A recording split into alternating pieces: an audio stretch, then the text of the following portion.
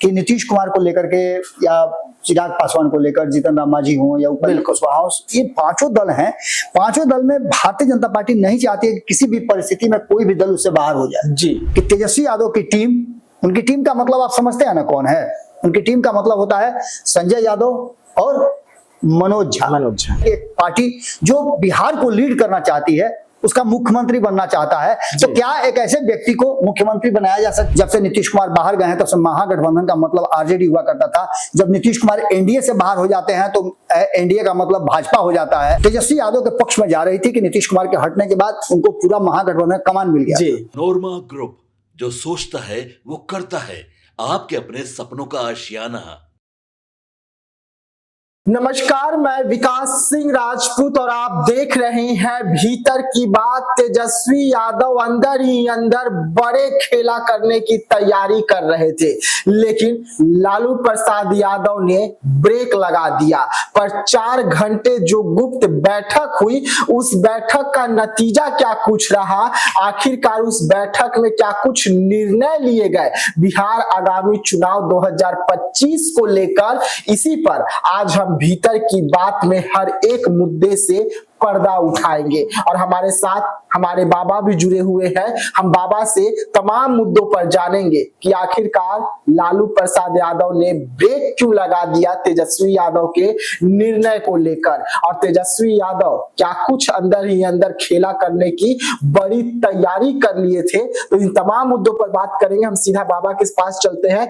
बाबा, महागठबंधन की स्थिति इस वक्त जो दिख रही है वो है नहीं। अंदर खाने तमाम पार्टियां अलग अलग टुकड़े टुकड़े में बट चुकी है, लेकिन बाहर से तेजस्वी यादव कांग्रेस से दिखाने की कोशिश जरूर कर रहे हैं कि सब एकजुट है। देखिए विकास, आपने बहुत अच्छी बात कही कि महागठबंधन के भीतर सब कुछ ठीक ठाक नहीं है, एनडीए के भीतर भी सब कुछ ठीक ठाक नहीं है, लेकिन वो बातें पब्लिक डोमेन में नहीं आती है। कल हमने एक खबर किया था जी, उस खबर में मैंने बताया था कि तेजस्वी यादव ने कुछ ऐसे फैसले लिए हैं और उसके थोड़ी देर बाद के बाद ही पता चला कि ये इमरजेंसी बैठक बुलाई गई है जी, और वो बैठक हुई भी। हमने सुबह ही खबर किया था जिसमें हमने बताया था कि तेजस्वी यादव ने फैसला लिया है, वो अब सभी 243 सीटों पे चुनाव लड़ेंगे जी। और इसके बाद से बिहार की राजनीति में सनसनी फैल गई। ये बात जो सूत्रों से हमें जानकारी मिली थी, उस जानकारी में सबसे बड़ी बात ये थी कि तेजस्वी यादव ने ऑथराइज कर दिया था किसी को जी, वो अपनी आंखों से नहीं बल्कि दूसरे की आंखों से पूरा चुनाव देखना चाहते थे। पहले भी उन्होंने इसका प्रयास जरूर किया है जी। लालू प्रसाद की अनुपस्थिति में तेजस्वी यादव थोड़ा सा फैसला लेने में कहीं ना कहीं या तो चूक जाते हैं या फिर ऐसा फैसला ले लेते हैं जो दूसरे तरफ से घूम करके तेजस्वी यादव के लिए होता तो है, लेकिन तेजस्वी यादव को बदनाम करके चला जाता है जी। 2020 के चुनाव में आपने देखा होगा कि जो परिस्थिति थी, अभी आप देख रहे होंगे एनडीए गठबंधन में कि नीतीश कुमार को लेकर के या चिराग पासवान को लेकर, जीतन राम मांझी हो या उपेंद्र कुशवाहा, ये पांचों दल हैं। पांचों दल में भारतीय जनता पार्टी नहीं चाहती है कि किसी भी परिस्थिति में कोई भी दल उससे बाहर हो जाए जी। 2020 में तेजस्वी यादव के साथ जो दल बाहर हुए, उसी का नतीजा था कि तेजस्वी यादव मुख्यमंत्री नहीं बने। इसका सीधा मतलब है कि जिन लोगों के हाथ में तेजस्वी यादव अधिकार दे रहे हैं, फैसला करने के लिए उन लोगों को ऑथराइज कर रहे हैं, वो नहीं चाहते हैं कि तेजस्वी यादव मुख्यमंत्री की कुर्सी पर बैठे जी। ये मैं बहुत बड़ी बात कह रहा हूं, क्योंकि एक बार फिर से एक ऐसी बात सामने आई है जिसको लेकर के कल ही हल्की जानकारी थी हमें इस बात की भी जानकारी थी कि तेजस्वी यादव मीटिंग कर सकते हैं, लेकिन ये हम कंफर्म नहीं थे, इसलिए हमने कल ये खबर में नहीं ऐड किया जी। लेकिन एक बात हमने ऐड कर दिया था कि तेजस्वी यादव की टीम, उनकी टीम का मतलब आप समझते हैं ना कौन है? उनकी टीम का मतलब होता है संजय यादव और मनोज झा। उनकी टीम में यही 2 लोग हैं, बाकी के सारे लोग उनके अनुयायी हो सकते हैं, उनके पीछे पीछे चलने वाले लोग। बिल्कुल लालू की प्रकृति का राजनीति वो नहीं करते हैं। वो जिस तरह का राजनीति आपने देखा होगा कि प्रशांत किशोर करते हैं जी, 1 मैन आर्मी है उनकी जी। उनका जो भी काम होगा आईपैक करेगा, और वही काम 2015 से संजय यादव कर रहे हैं तेजस्वी यादव के लिए जी। तेजस्वी यादव अपने मुंह से एक शब्द भी बोलते हैं तो उसमें सब कुछ आप देखे हुए कि जहां भी वो मीटिंग में जाते हैं तो संजय यादव उनके साथी होते हैं, उनके रणनीतिकार कहे जाते हैं जी, जो कहीं ना कहीं प्रभावित है प्रशांत किशोर से। और अब वो प्रशांत किशोर से पहले राजनीति में एंट्री भी कर गए। आपको पता होगा कि सांसद भी हैं जी। संजय यादव जो हैं वो पूरा फैसला जो है राष्ट्रीय जनता दल किस करवट बैठेगा, किस दिशा में जाएगा, क्या होगा, कितनी देर से जाना है तेजस्वी यादव को, क्या रिएक्ट करना है, किससे मिलना है, नहीं मिलना है, क्या एक्शन करना है, ये सारी चीजें संजय यादव तय करते हैं जी। अब ऐसी स्थिति में उनकी पार्टी के भीतर कई विवाद हुए हैं। कुछ विवादों का मेरे पास प्रमाण नहीं है, लेकिन जो बातें कही जाती है कि कुछ बातों का तो पब्लिक डोमेन में है, हम मुझे कहने की जरूरत नहीं है। कभी आपने देखा होगा कि तेज प्रताप यादव को इस पूरे मामले को लेकर के और संजय यादव के कार्यक्रम को लेकर के किस तरह से वो एक्शन में आए थे, किस तरह से उन्होंने एक्ट किया था, क्या परिस्थितियां उत्पन्न हुई थी परिवार में, ये सब कुछ जानता है। मीसा भारती की बात करें तो अक्सर मीसा भारती जो कि बड़ी बहन भी उनकी हैं और राजनीति में अच्छी परिपक्व हैं, जिनको शामिल करने से लोग कतराते हैं जी कि कहीं उनका प्रभाव न बढ़ जाए। और प्रभाव बढ़ने के साथ साथ डर उन लोगों को लगता है जो तेजस्वी यादव को अपने हिसाब से मॉनिटर करते हैं। तो ऐसी स्थिति में वो भी कभी कभी नाराज हो जाती हैं। उनकी नाराजगी भी सार्वजनिक मंचों पे कई बार आ चुकी है। खैर, इन सारी बातों से हमें क्या लेना देना है, लेकिन एक बात जरूर है कि एक पार्टी जो बिहार को लीड करना चाहती है, उसका मुख्यमंत्री बनना चाहता है, तो क्या एक ऐसे व्यक्ति को मुख्यमंत्री बनाया जा सकता है, एक ऐसे हाथ में मुख्यमंत्री की कुर्सी दी जा सकती है? ये मेरा सवाल नहीं है, उनकी पार्टी के लोगों का सवाल है कि क्या तेजस्वी यादव जैसे व्यक्ति को मुख्यमंत्री की कुर्सी बैठाया जा सकता है, जो अपने से कोई फैसला नहीं लेता है, उसके सारे फैसले उसके रणनीतिकार लेते हैं जी। ये बहुत बड़ा सवाल है और इस सवाल का जवाब यदि आप खोजने जाइएगा तो तेजस्वी यादव से मिलने से पहले आपको कई हर्डल, कई अवरोध जो है, कई दरवाजे पार करके जाने होते हैं। इस बात को लेकर ये देखिए, ये सारी बातें मैं नहीं कह रहा हूं, ये सारी बातें जो राष्ट्रीय जनता दल के नेता कहते हैं और राष्ट्रीय जनता दल के नेता में जो समर्थक भी रहे हैं, अब उनकी धीरे धीरे करके जो उनका भरोसा है वो टूटता जा रहा है। और ये कहीं ना कहीं राष्ट्रीय जनता दल के लिए और खास करके तेजस्वी यादव के लिए अच्छी बात नहीं है। बिल्कुल। नीतीश कुमार का जिस तरह से एक ऑरा रहा है, आप देखे होंगे कि आज जिस परिस्थिति में भी नीतीश कुमार है वो डिमोन्स्ट्रेट नहीं होते हैं जी, सुनते सबकी हैं लेकिन करते मन की हैं। तेजस्वी यादव अपने मन की कुछ भी नहीं करते हैं, अपने हिसाब से कुछ नहीं करते हैं। जो फैसला करके उनको बताया जाता है, जो संजय झा उनको लिख करके देते हैं, वो पढ़ देते हैं। और माफ कीजिएगा, जो मनोज झा देते हैं लिख करके, वो पढ़ देते हैं। और जो संजय झा एक्ट करने के लिए करते हैं, वो करते हैं पार्टी में और सभी जगह उनका एक बेहतर प्रभाव जो है वो कायम है। खैर, इन सारी बातों को लेकर के कल 4 घंटे की मीटिंग की हम बात करते हैं।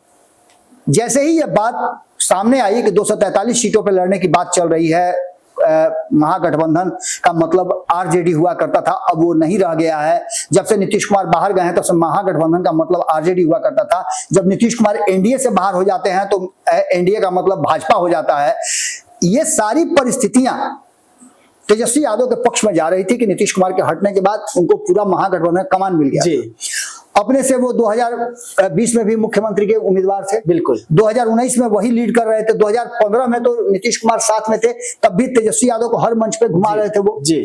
अब जो वर्तमान स्थिति पैदा हुई है, उस स्थिति में तेजस्वी यादव और कांग्रेस के बीच में जो कुछ भी चल रहा है, तेजस्वी यादव को ऐसा लग रहा था कि अगर कांग्रेस एक्ट नहीं करती है तो जिस तरह से वो एक नया गठबंधन बना रहे हैं और मुकेश सहनी को लेकर के आ रहे हैं, मुकेश सहनी और वो मिलकर के एक बेहतर विकल्प बन सकते हैं और उनके साथ वामदल होंगे। लेकिन हाँ। बाबा, जिस तरीके से कांग्रेस इस वक्त रुख अपनाया है, तो ये रुख भी तो कहीं ना कहीं मुकेश सहनी का बयान आने के बाद ही कि तेजस्वी सीएम बन जाएंगे, मैं डिप्टी सीएम बन जाऊंगा। अगर आप गठबंधन में है तो एक तरीके से अगर ऐसा ऐलान एक पार्टी पहले ही कर दे तो दूसरा पार्टी तो घबराएगा ही ना।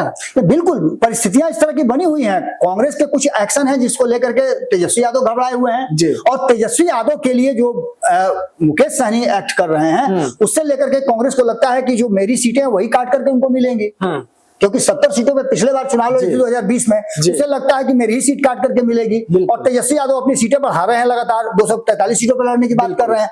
तो ऐसी स्थिति में जैसे ही ये बात पब्लिक डोमेन में आई और उनके पार्टी के लोगों के बीच में आ गई कि इस बार जो उम्मीदवार चयन होगा, जबकि पहले भी आपको बताएं, कई बार हम लोग खबर भी कर चुके हैं कि 2024 को आधार मान करके अगर देखा जाए लोकसभा चुनाव में, तो जितने जितने विधानसभाओं पे जिस पार्टी को बढ़त मिली है उसको बड़ी गौर से देखना होगा।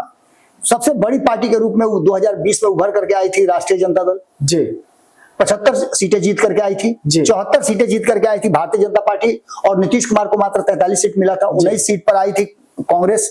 उसके बाद जो नंबर था, उसके बाद वाम दलों का नंबर था जी।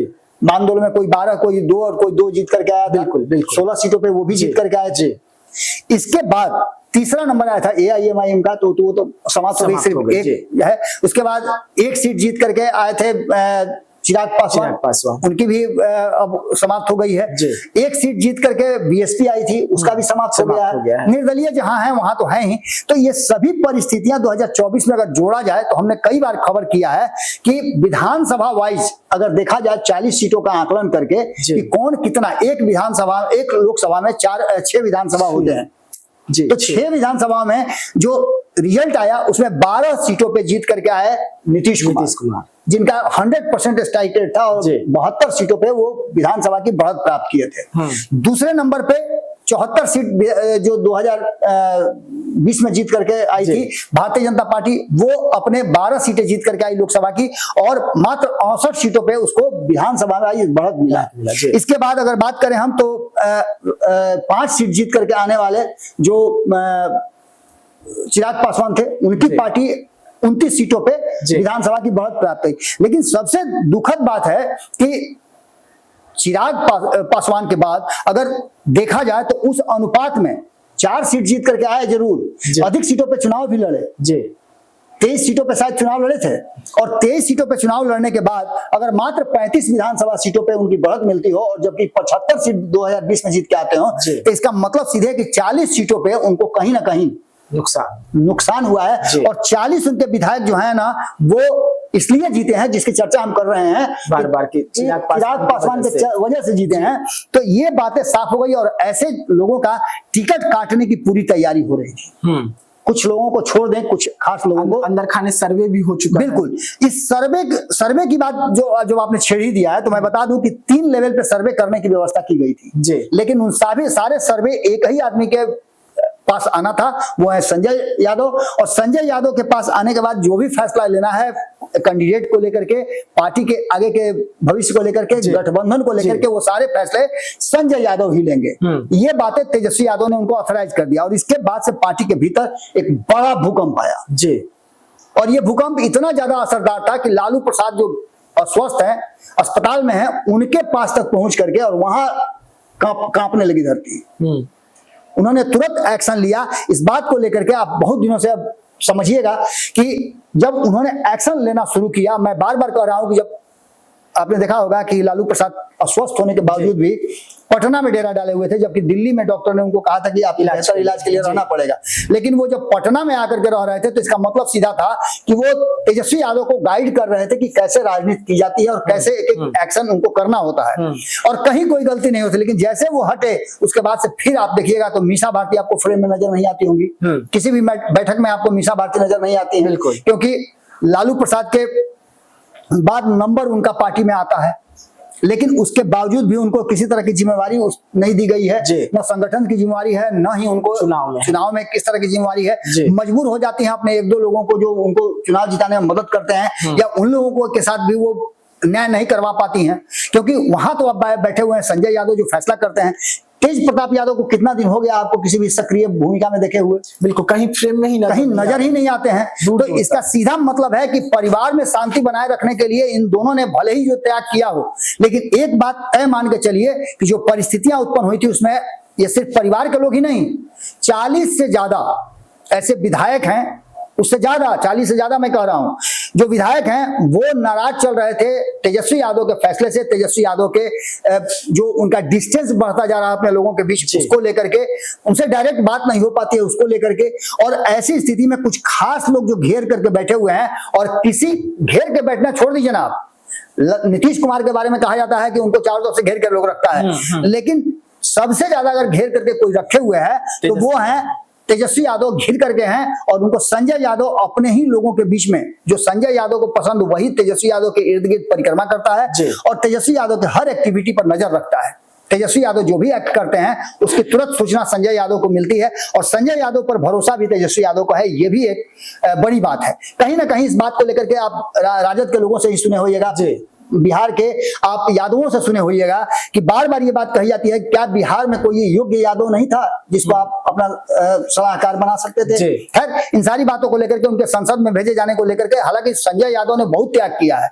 उन्होंने अपने सब कुछ त्याग करके बिहार में लगातार वो 2015 से हैं, अब तक वो टिके हुए हैं। तो खैर, इस बात से इनकार नहीं किया जा सकता, लेकिन बिहार की राजनीति, बिहार की प्रकृति और बिहार के लोगों का जो सोच है, उस सोच से थोड़ा संजय यादव का सोच अलग जाता है। दूसरा, कई तरह के आरोप भी लगते हैं, उन आरोपों में चर्चा नहीं करूंगा, लेकिन सबसे बड़ी बात जो ये हुई कि जिस तरीका से कैंडिडेट चयन को लेकर के प्रक्रिया में अचानक बदलाव करने की जरूरत महसूस हुई और उसके लिए अब अलग अलग सेक्टर्स में बांटे जाएंगे। तय ये हुआ लालू प्रसाद के उसमें इंटरफेरेंस के बाद, जो संजय यादव को पूरी तरह से दे दिया गया था अधिकार कि आप कैंडिडेट का चयन कीजिए, आप ही एजेंसियों का जो सर्वे होगा उस पर ध्यान रखिए, आप ही लोगों से फीडबैक लीजिए। अब सारी चीजें जो है कमिटी बना करके देखी जाएगी और वरिष्ठ लोगों को उसमें अधिकार दिया जाएगा, जिसमें सभी लोग बैठ करके ये तय करेंगे कि कैंडिडेट कैसा होना चाहिए। जितने भी क्षेत्र में 1 से 2, 3, 4, 5 जितने भी कैंडिडेट होंगे, सभी के स्थिति को देखा जाएगा।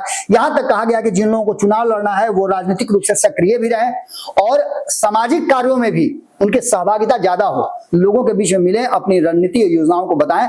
और इसको लेकर के ये लालू प्रसाद वाला स्टाइल था जिसको बदलने की कोशिश की जा रही थी, और इसी को लेकर के अचानक से 4 घंटे मीटिंग चली और उस मीटिंग में हर्दी गुर्दी बोला गया कि नहीं भाई, संजय यादव नहीं बल्कि अब जो लोग हैं वही फैसला करेंगे। लेकिन अंततः होना क्या है, ये तो फैसला तेजस्वी यादव को करना है या फिर लालू प्रसाद को करना है। देखना होगा कि लालू प्रसाद की कितना चलती है।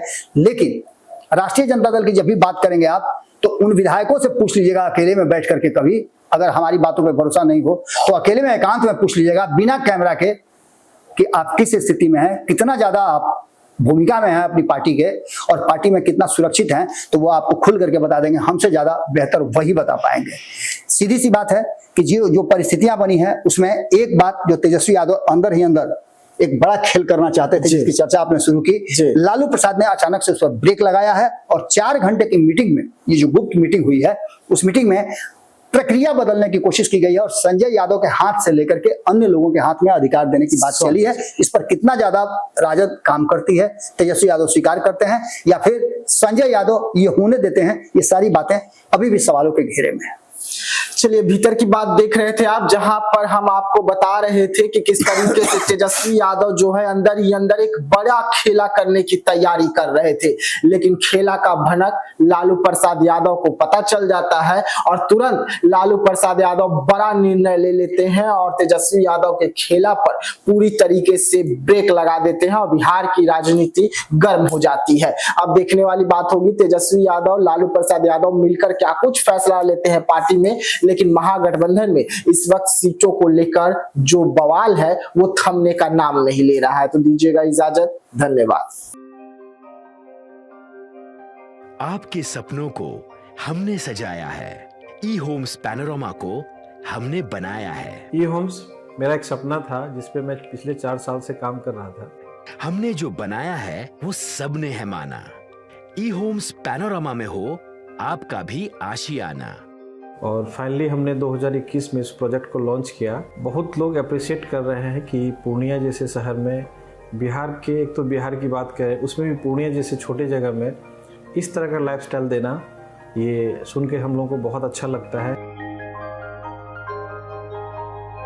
ई होम्स में हमने कुछ और भी किया है, जैसे हम जिस जगह में रह रहे हैं हमारे फैमिली सिक्योर हो, उनको सिक्योरिटी का ध्यान में रखा है। आपकी सुविधा और सुरक्षा आपके लिए खास है, ये आपका विश्वास है। इसमें आर्टिफिशियल इंटेलिजेंस का 7 लेयर सिक्योरिटी का हमने इस्तेमाल किया है। लस ग्रीन कैंपस को बनाया है, यदि हमारा बाउंड्री वाल है तो वो वर्टिकल गार्डन है।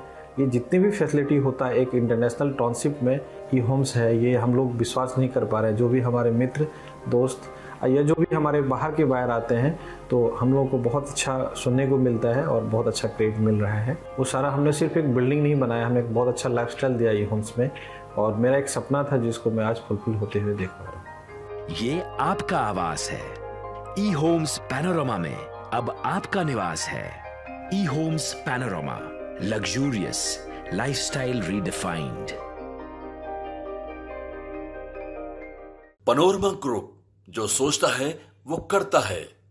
अगर ये वीडियो पसंद आई और वह बिहार के राजनीति और बिहारियत से सरोकार रखेनी तो सब्सक्राइब बटन दबा के चैनल के सब्सक्राइब कर ली। ओजे एगो घंटी बा, ओकरा बटन दबा देला से कुल सटीक और मारक खबर रुआ मुफ्त में मिल जाई। अगर रुआ पत्रकारिता के हमनी के नया प्रयोग में सहयोग कर चाहतानी तो ज्वाइन बटन दबा दी।